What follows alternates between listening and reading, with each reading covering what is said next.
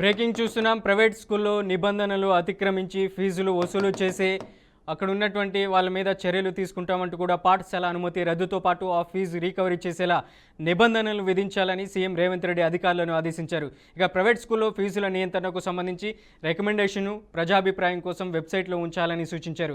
హైదరాబాద్లోని integrated command control సెంటర్లో ఇవాళ విద్యాశాఖపై ఉన్నతాధికారులతో సీఎం సమీక్ష సమావేశం నిర్వహించారు. కోర్ అర్బన్ రీజియన్లోని ప్రభుత్వ పాఠశాలలో మౌలిక సదుపాయాల కల్పనపై దృష్టి సారించాలని, ఇంటిగ్రేటెడ్ స్కూల్స్ నిర్మాణంలో రాజీ పడొద్దని సీఎం రేవంత్ రెడ్డి సూచించారు. భారతీయ విద్యాభవన్, జూబ్లీహిల్స్ పబ్లిక్ స్కూళ్లలో ఉన్న మౌలిక సదుపాయాలు ప్రభుత్వ పాఠశాలలో ఉండాలన్నారు.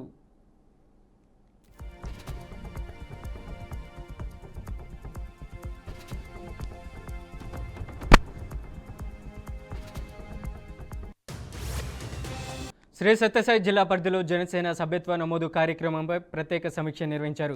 హిందూపురం పార్లమెంట్ నియోజకవర్గ పరిధిలో ఈ నెల 26 నుంచి సభ్యత్వ నమోదు ప్రారంభమవుతుందని జనసేన నాయకులు తెలిపారు. ప్రతి ఒక్కరూ సభ్యత్వం చేసుకోవాలని, సభ్యత్వ నమోదు లేకుండా పార్టీలు ఎవరైనా ఉంటే తొలగిస్తామన్నారు. దాదాపు 5 లక్షల బీమాను పార్టీ అందిస్తుందన్నారు. రాష్ట్రంలో పార్టీ నాయకులు, కార్యకర్తలకు పవన్ కళ్యాణ్ ఎల్లప్పుడూ అండగా ఉంటారని, రాష్ట్ర అభివృద్ధి కోసం ఎన్డీఏ ప్రభుత్వాన్ని బలపరచడమే పార్టీ లక్ష్యమని స్పష్టం చేశారు. పర్యటించి మా నాయకులందరినీ కూడా సమన్వయంతో ఈ కార్యక్రమం విజయవంతం చేస్తాం. అలాగే ఇప్పటి వరకు ప్రతి సంవత్సరం జరిగినటువంటి సభ్యత్వ నమోదులో కూడా ఈసారి కూడా రెట్టింపు ఉత్సాహంతో మా నాయకులందరూ కూడా ఎవరైతే పార్టీ పదవులు కానివ్వండి, లేదు నామినేట్ పదవులు కానీ, ప్రభుత్వ పదవులు కానీ తీసుకోవాలన్నా సరే పార్టీ సభ్యత్వం అనేది ముఖ్యం.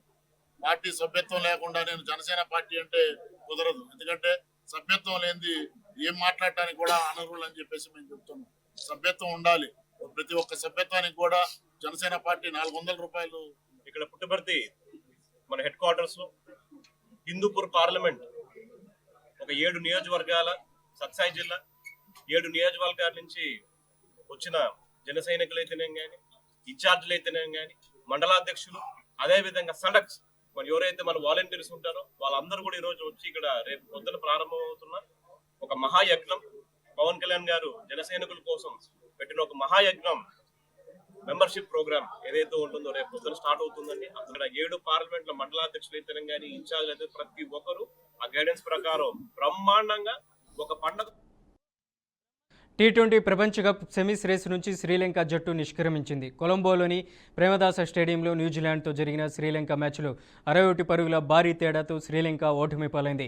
ఈ మ్యాచ్లో మొదట బ్యాటింగ్ చేసిన న్యూజిలాండ్ 20 ఓవర్లలో 7 వికెట్లకు 168 పరుగులు చేసింది. ముఖ్యంగా చివరి 4 ఓవర్లలో ఏకంగా 70 పరుగులు సమర్పించుకొని లంక బౌలర్లు పట్టు విడిచారు. అనంతరం 169 పరుగుల లక్ష్యంతో బరిలోకి దిగిన శ్రీలంక ఏ దశలోనూ విజయం వైపు సాగలేదు. కివీస్ స్పిన్నర్ రచిన్ రవీంద్ర దెబ్బకు లంక బ్యాటింగ్ ఆర్డర్ కుప్పకూలింది. నిర్ణీత 20 ఓవర్లలో 8 వికెట్లకు 107 పరుగులు మాత్రమే చేసి టోర్నీ నుంచి శ్రీలంక జట్టు నిష్క్రమించింది. దీంతో సొంత గడ్డపై ఈ ఓటమి తమను తీవ్రంగా నిరాశపరిచిందని కెప్టెన్ ధనుష్ శనక ఆవేదన వ్యక్తం చేశారు.